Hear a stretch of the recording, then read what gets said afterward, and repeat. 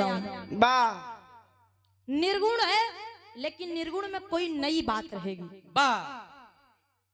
देखिए ये जीवन जो है बाबूजी, ये मानुष का तन हर किसी को नसीब नहीं होता। वाह। ये मानुष का तन हर किसी को नसीब नहीं होता। हाँ। और जब ये मानुष का तन मिला है वाह। तो ये जिंदगी में कुछ पुण्य का काम, कुछ धर्म का काम कर लीजिए। वाह। मानुष का जीवन है क्या? वाह। आइए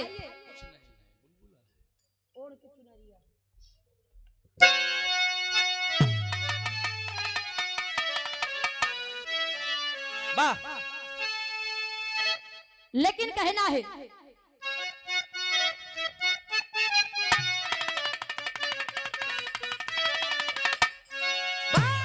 हर की ओढ़ी के चुनरिया हो,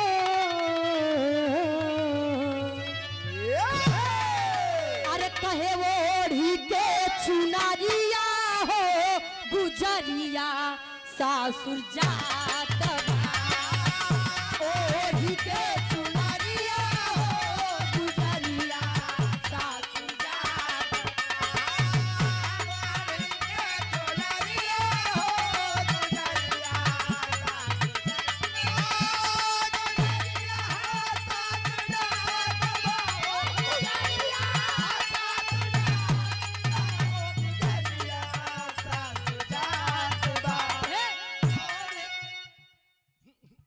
अरे पैसा तो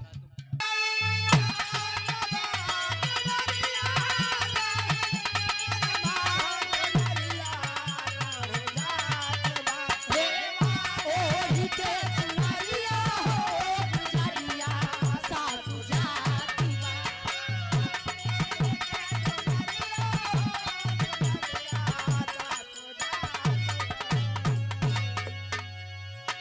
लेकिन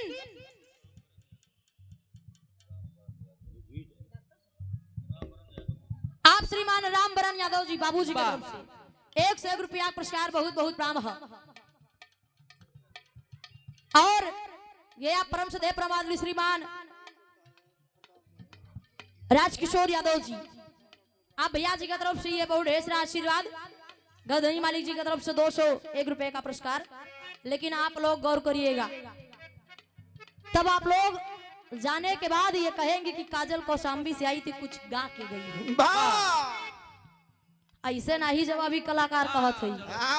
लेकिन कहना है कवि जी हमार इस शरीर का कहाँ दर्शाए है। अरे कि मानव के जिंदगी आई क्रिकेट के जैसे खेलबा। मानव के जिंदगी आई क्रिकेट के जैसे खेलबा।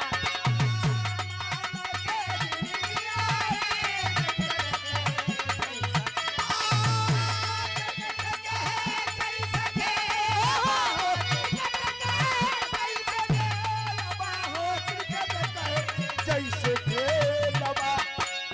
मानव के जिंदगी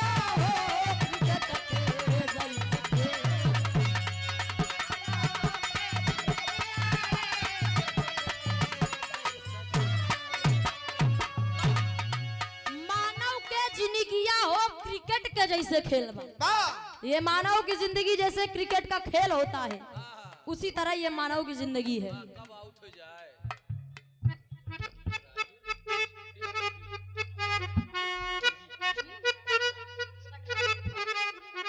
श्रीमान राजू भैया, राजू डिश टीवी कटरा प्रतापगढ़, आपका तरफ से बहुत ढेर सारा आशीर्वाद। देखा एक बात बताई दे, नाम बोले में गलती हो जाए तो 100 के बदले 50 दे के फिर से बुलवाई लिया। नहीं 200 दे के बुलाई। हम बोले में कंजूसी ना करब। लेकिन कहना है दुनिया एक ऐसे स्टेडियम जन जन है यहाँ खिलाड़ी है।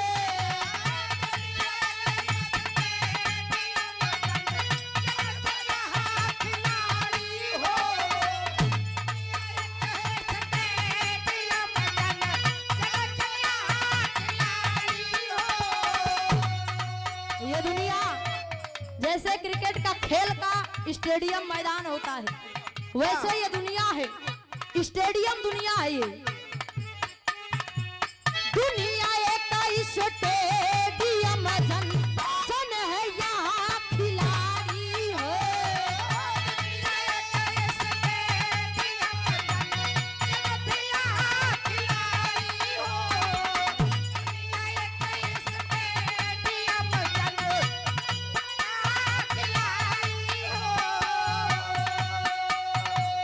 मान लो खुद को बेचैन तुम, मान लो खुद को बेचैन तुम, बनना नहीं अनाड़ी है क्रिकेट के जैसे खेलना, मानव के जिंदगी आई क्रिकेट के जैसे खेलना।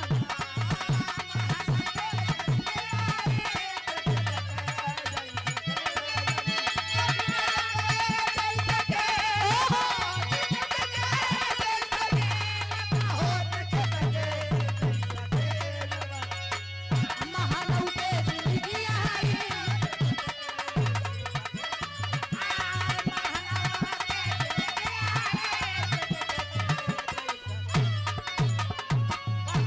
यहाँ पढ़े लिखे लोग बैठे हुए हैं, आध्यात्मिक लोग बैठे हुए हैं।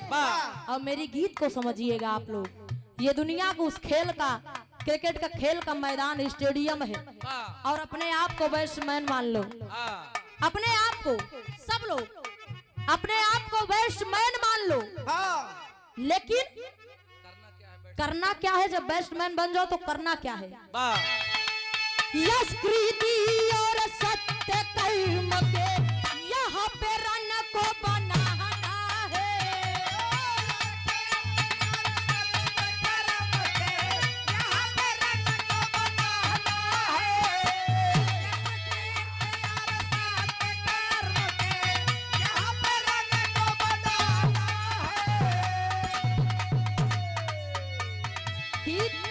गीत समझ में आ रही है कि नहीं? समझ में आ रही है? आप श्री राम आश्रय यादव जी, गांव बिछौलाहा की धरती से, ये आपकी तरफ से 201 रुपए का पुरस्कार। वहां 4 रन 6 रन बनाना है, लेकिन यहाँ यश और कृति सत्य कर्म का रन बनाना है। इस जीवन में, इस मैच में सत्य कर्म का रन बनाना है। यश कृति और सत्य कर्म का यहाँ पे रन को बनाना है।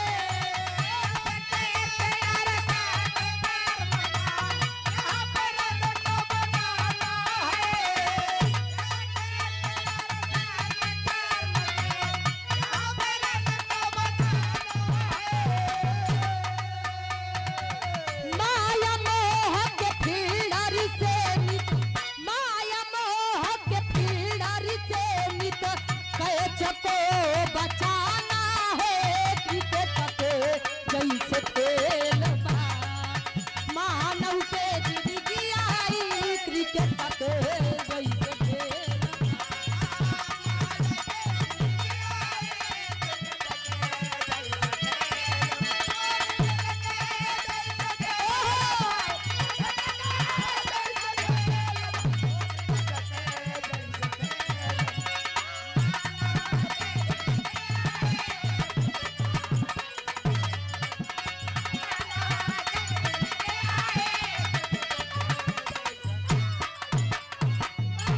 यहाँ पर सत्य कर्म का रन बनाना है, और गेंद को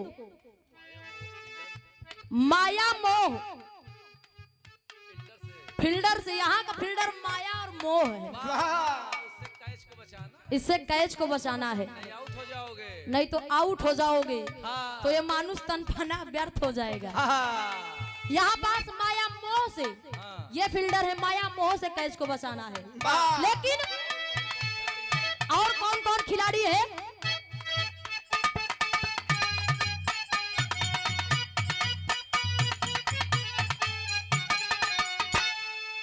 फेंक रहा नित समय गेंद को, कीपर है यमराज यहाँ।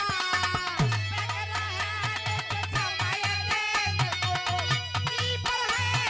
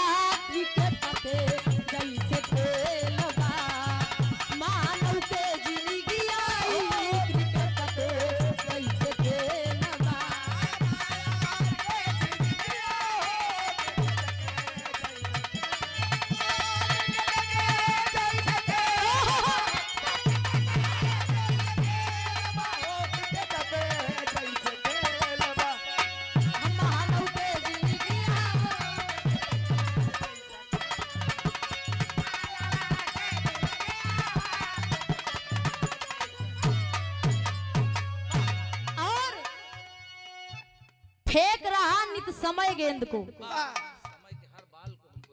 समय के हर बाल को हमको देखना है। अगर समय से चूक गए तो क्रिकेट हार गए, वो समय फिर दोबारा आता नहीं है। जो समय चला गया वो दोबारा आएगा नहीं। और अगर गेंद एक बार फेंक दी गई, आप चूक गए तो मानो आप नंबर कटा, आप आउट हो गए।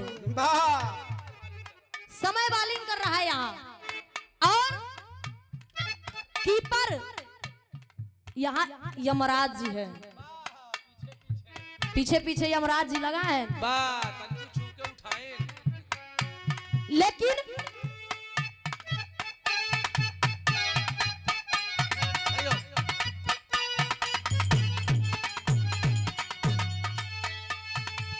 डे नाइट के खेल में अपना सुख दुख यहाँ इम्पायर है।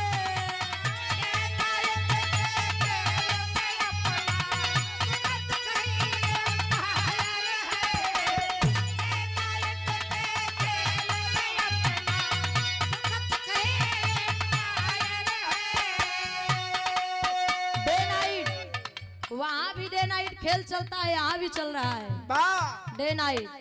और एम्पायर, यहाँ की एम्पायर सुख और दुख है, निर्णायक सुख और दुख है। अरे वाह, जैसा आप खेलोगे वैसा आपको फल मिलेगा, सुख मिलेगा या दुख मिलेगा, दोनों देख रहे हैं। डे नाइट का खेल में अपना सुख दुख ही एम्पायर है। डे नाइट के खेल में अपना सुख दुख ही एम्पायर है। डे नाइट के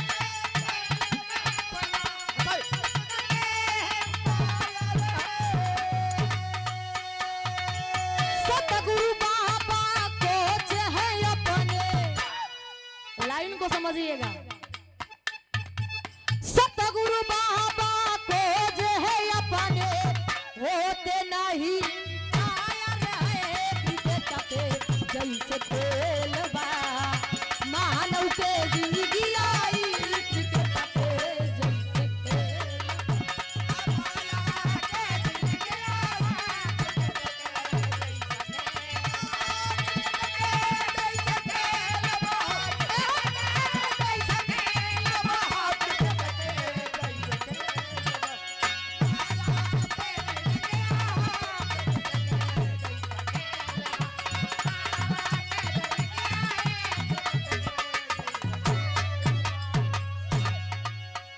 डे नाइट खेल चल रहा है, और सतगुरु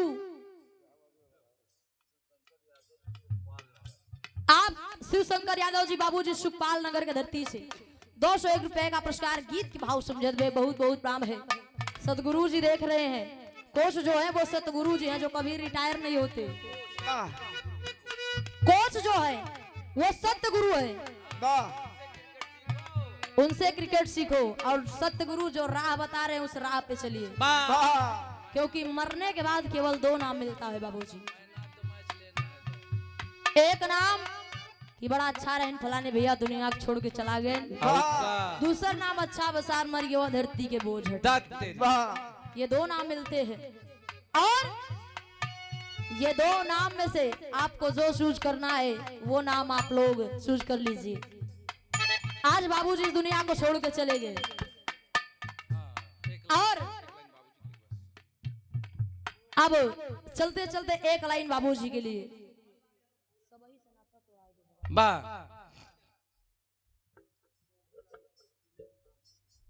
अरे कहाँ है वो? हम चाहते हैं कि आप मंच पे आवे, ना ना हम ना ऐसा नहीं, आप मंच पे आवे, बबलू भैया भी मंच पे आवे, प्रधान जी के बुलाए आवे। प्रधान जी कहाँ है?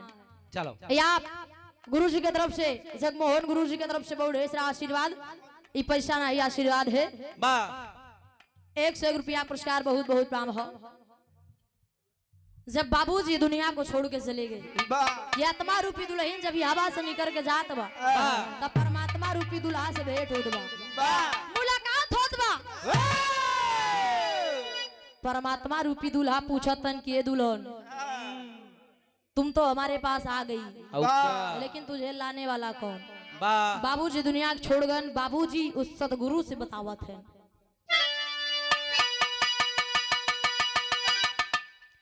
अरे सब ही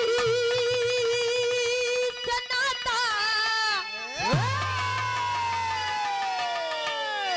तका है, सब ही से नाता अतोड़ाई दिहा बालम, तका है सब ही से नाता अतोड़ाई दिहा बालम, आ तू ही नहीं हारावा छोड़ाई दिहा बालम, तू ही नहीं हारावा छोड़ाई दिहा बालम, तू ही नहीं हारावा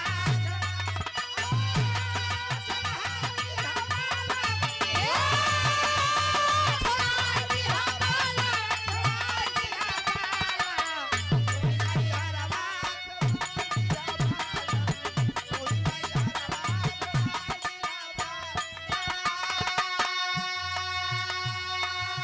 और पूरे परिवार से विनती है कि ये गीत को मेरे ध्यान से सुन लीजिएगा, बा सब काम छोड़ करके इस गीत को सुन लीजिएगा। बाबूजी कह रहे हैं, शिवमूर्ति बाबूजी जब इस दुनिया को छोड़ के चले गए तो कह रहे हैं सदगुरु महाराज से बा कि आप पूछा था कि लावे वाले कौन है? हम अपन लड़का बच्चा बेटवा पतोहू रिश्तेदार नातेदार बा सब छोड़ के आए हैं, आहा सब ही से नाता तोड़ाई दिया बालम, तू ही नहीं हरवा छोड़ाई दिया बालम, बा सब काम छोड़ के आए हैं। आप पूछा था के लावे वाले हैं? बा तो सुना, चार कहारा संगे कनाऊ,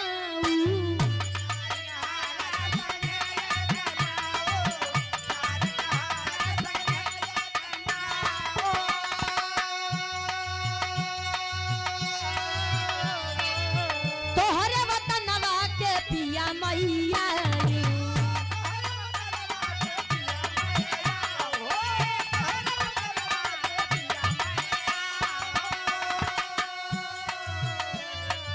ये आत्मा रूपी दुल्हीन बाबूजी रोई के बतावत हैं कि हमका लावे वाले चार कहार, बा साथे में नाऊ 5 लोग हैं लावे वाले, बा आ तोरे वतनवा में पिया मैं आयो, बा तका है नीचवा से ऊंचवा, अब नीचवा से ऊंचवा कटाई दिहा बालम, तू ही नहीं हरवा छोड़ाई दिहा बालम,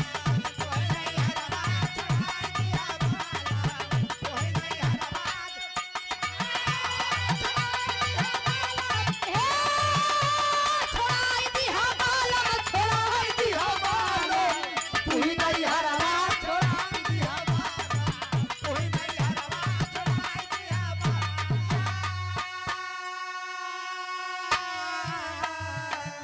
बाबूजी रो करके बता रहे हैं कि मैं अपना पूरा परिवार, पूरा टोला मोहल्ला रिश्तेदार नातेदार सब छोड़ के आ गए। हाँ आओ बाबूजी, ये दुनिया में चाहे जितने लोग हो सब दुल्हन है, चाहे स्त्री हो चाहे पुरुष हो, बा दूल्हा वहां इंतजार कर रहा है। औका कहे निचवा से उचवा डकाई दिया बालम, बा कबीर भी जग उचवे से बा, लेकिन जब इतना बात बताएं तब परमात्मा रूपी दूल्हा कहे तने दुल्हन, हाँ हम मान लिया कि 5 लोग लावे वाले हैं, लेकिन ये बतावा कि जब हमरे पास आई तक आप पहिन के आई, बा तब बतावे कि जब हम दुनिया को छोड़ के अली आपके पास तो हमार बेटवा पतोहू, हमार रिश्तेदार नातेदार बिटिया दमाद सब लोग छाती पीट पीट के रोवाते। 4 जने जाबा डोलिया उठाई,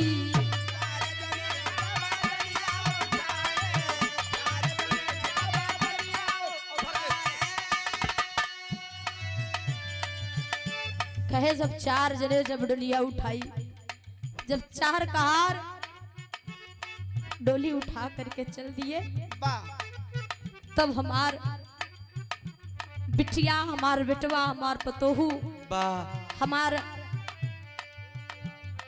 दोस्त यार रिश्तेदार टोला पड़ोस सब लोग रोवत है। 4 कहार जब डोलिया उठाई,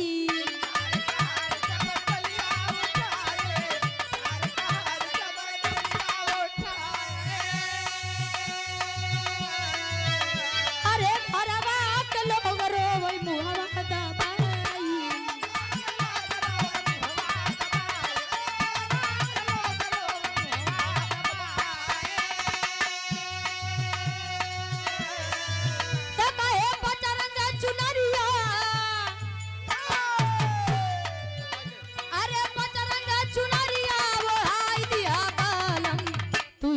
घरवा छोड़ाई दिया बाल। ए बाबूजी कहे 4 जने जब डोलिया उठाई घरवा के लोग रोवे मुहवा दवाई, पचरंग चुनरिया उड़ाई दिया बालम। हम का पहिन के आई पचरंग चुनर हम पहिन के आए है। वाह दुनिया में गई तोहार भक्ति ले लिहा, तोहार बाना ले लिहा, वाह वहाँ तोहार भक्ति करत रहे। गीत के हमारे तरफ से समाप्ति बा। आप लोग मुस्कान जैसे गीत सुना, लेकिन कहना है अरे सब ही सनातन